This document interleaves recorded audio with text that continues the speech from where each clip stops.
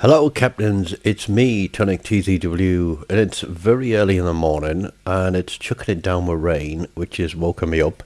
So I thought I would put this video out on the channel because it's a highlight game from the first live stream in ages that I did last night. It's in the kamikaze. Everybody's immediately saying OP. Yeah, there's a kamikaze on the red team too, and yeah, you could say that it's seal clubbing, but we have to make our own luck in this game, and sometimes you've got to do the majority of the work to try and pull a win back. We struggled to get tier 5 wins last night, working our way up through our premium ships, and in the end we gave up on that one and did a tier 8 game in the Pommern, which turned into a bit of a static fight, but playing tactically to do what we needed to win.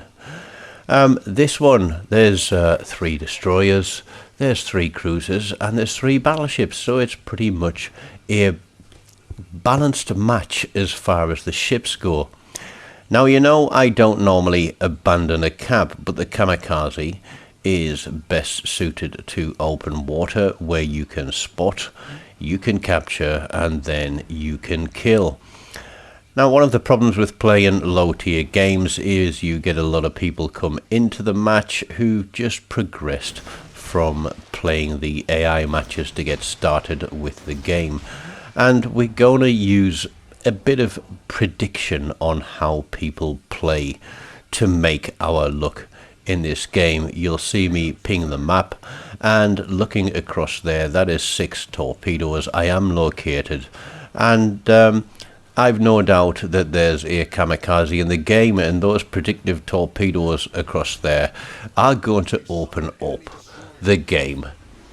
What's that, less than a minute and a half in, and we take care of red team's kamikaze with first blood and a dev strike, but it looks like we got an extra hit there because we did 18,000 damage. So I'm thinking that we've actually got more than one ship out there. Now, for whatever reason, our cruiser here thought it would be a bright idea to sail into the middle of the cap and sail broadside. Our other destroyer, who is a gunboat, is sailing out here through the middle of the map, firing his guns like an absolute lunatic, and he's already lost about 70% of his hit points there, when all he has to do is stay dark and assist me on this cap. But we get the T-22 spotted, our second rack of torpedoes there. Again, very predictable player, and I have to think that I have to thank the destroyer behind me for firing his guns, because that T-22 couldn't resist taking a pot shot, and that just let me know where he was inside that smoke screen. Kuma is pushing the cap now, and it's a fun little ship, the Kuma. It isn't a bad little Japanese cruiser, and it does hit quite hard if he gets his guns on. It's also quite agile, which means that he's going to be bobbing and weaving. Now, I did think I can use my smoke screen now and I can put some fire onto that Kuma, but we lose sight of everything because pretty much everybody else, yep, has gone into a smoke screen. So I've got no option now but to come out of my smoke screen and start spotting for the team again if we're to give them a chance. Now, thankfully, the cruiser and the battleship that are across there on Charlie Cap have pushed in. Although red team did get it, it's being taken back. I can see a battleship and a cruiser back there. Red team have lost all 3 destroyers. We still have all 3 destroyers, and I'm just going to chip in to the damage on this Kuma and see what we can pick up as we try and get away from him. He's being pounded a little bit. We get another salvo off, 10-second reload on this, but we get our 3rd kill of the game on torpedoes again, and we're going to swing it straight back around onto the capture point again. Well, We are really making our own luck, aren't we? I mean, those first 2 destroyer kills, that was, I want to say it was masterful. It was predicting how people play the game and knowing where they like to go on the map to give themselves the advantage, and then using my torpedoes to take that advantage away. Now, this Rio de Janeiro, I know his secondaries are nasty. It looks like he's going to start turning out and away from us looking at the torpedo indicator. So I thought I'll aim into his turn, thinking that he's going to run for the back of the map. And then I'm going to continue to push through, thinking we can pull a 4th kill on the celebs there, but he dies before we're able to get his shot off. And it would have been, you know, if we'd have been able to kill him, it would have been perfect positioning, because we would have immediately gone dark again. 3 kills on the board, 3 ships remaining on the game. That Rio de Janeiro is going to carry on running, and we are going to push through and spot these guys that are hiding at the back on Charlie Cap. Yes. Now, there are some big ships that have come in behind me, and they are quite full health, and I'm thinking all I've got to do is hold these guys in spot and let the team do the work. I'm not necessarily out hunting damage or hunting a Kraken. What I'm doing is I'm trying to play for a win. And we see the Montecuccoli start heading in our direction. The TONIK is heading away. And then I'm wondering what we can do here. But our other destroyer goes out, and I can see that the torpedoes have been launched. But I guarantee that's because he was firing his guns again. And it really baffles me as to why people think that they can take something on like a full health cruiser or a full health battleship with destroyer guns. Yes, it is a tactic to try and set them on fire with high explosive so that they panic and damage control, and then if you do land a torpedo on them, you're guaranteed a flood. But we miss our torpedoes on that Montecuccoli. We were hoping that he might slow down, but he is back onto that cap. We have a 2 cap advantage still. That battleship is heading for the far side of the map. I'm the last destroyer left in the game, although it is looking, you know, pretty decent. We've got a Tiger there who's full health, having a look behind, see who's around me, see who's in a position, and I'm thinking that Montecuccoli is going to get absolutely dev-struck.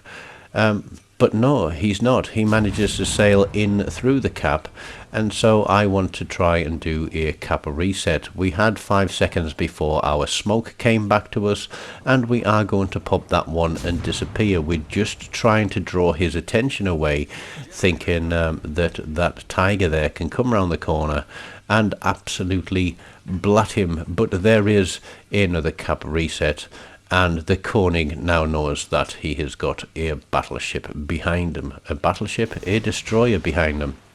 We only put 1 set of torps out there, thinking he might slow down rather than go past that island and give a broadside up to the Tiger. So we're going to continue to push over. The Montecuccoli has gone into a smokescreen, so we can't get any resets on him again, and that means that they're going to take the cap. I could have taken a shot at the Congo there and trying and gotten a reset, but the Montecuccoli was the one who was holding all the capture points. So we're going to try and force this TONIK into a damage control. There is the fire that we needed. It is immediately damage controlled, and as I said, it's a 10-second reload on the kamikaze. It is very long.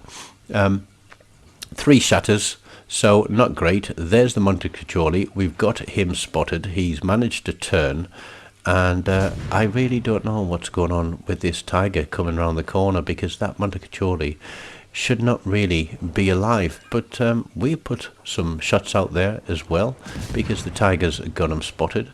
We'll do what we can to add to the damage tally. We're only on 30,000 damage with 3 kills, and there's the Congo who's got himself stuck behind the island. We are obviously in second range. While we're spotted by him, the Montecuccoli can see us, and we don't exactly want to be in his way, but he's backing out of the cap. His torpedoes are across at our Tiger, and I know that this Congo is going to be there, and it looks like he's run face first into the island, and he's going to be backing up and trying to get himself unstuck. So we sail onto the cap, we put our torpedoes out, we use an island to cover us and go dark again, and we let those torpedoes run. And I've got a feeling that those ones are going to be good.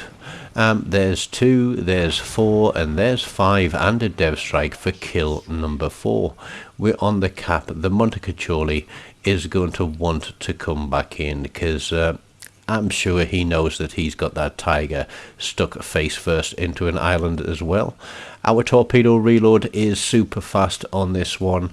We're running a Julian Asasio and not Space Fishy on this one. And I'm thinking, okay, can I get torps? Can I get a shot? Can we run? But no, the Tiger does pick up a kill. And so we are 4 kills in. We know it's a Kraken match. And so there is 1 ship remaining, and it's going to be the guy that ran away. Now I do have a cup of coffee behind us, which I'm going to reach for, because as I said, we had to make our own luck in this game, and we played smart, we played clever, we predicted some play at the beginning.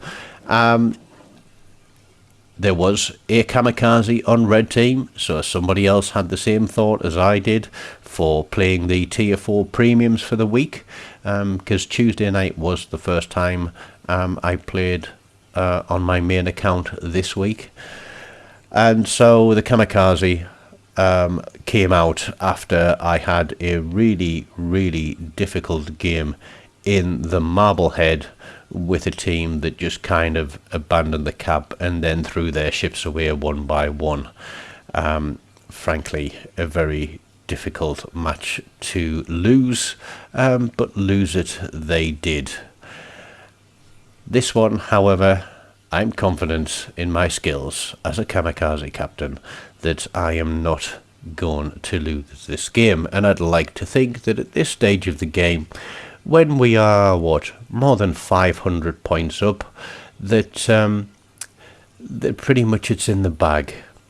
And as I'm sailing across here, I was telling the guys, I can see where my range ring is. I can see that A cap is contested. So as long as A cap remains contested, I know that the battleship is on the capture point. What I have to be aware of is if A cap is no longer contested, which it isn't now, and I said, okay, now I need to turn away because I'm going to be close to that battleship when he comes out. There it is. It's the Rio de Janeiro, and he has got quite hunky secondaries. It does slap quite hard with high explosive, but our torpedoes are on the way. There's not really anywhere he can go because of the island that's ahead of him, and even though I've still got plenty of water under my keel, I run myself aground but get just far enough away to go dark. We pick up a high caliber, we pick up the Kraken, a couple of dev strikes and the first blood there, only 88, almost 89,000 damage. But it was enough to bring the win home for the game, and especially when you consider that I'm nearly 1100 XP above second place for our team there. Yes, I think we did the majority of the work on that one. So, streaming again. It was nice, it was fun, it was a bit frustrating at times, but I did have Pikey and Jonesy join me for a few games as well, so go and watch that one and have a little bit of fun listening to the live comms. Don't forget, smash the like button, leave me a comment, subscribe to the channel, and as always, until next time, take care of yourselves and goodbye.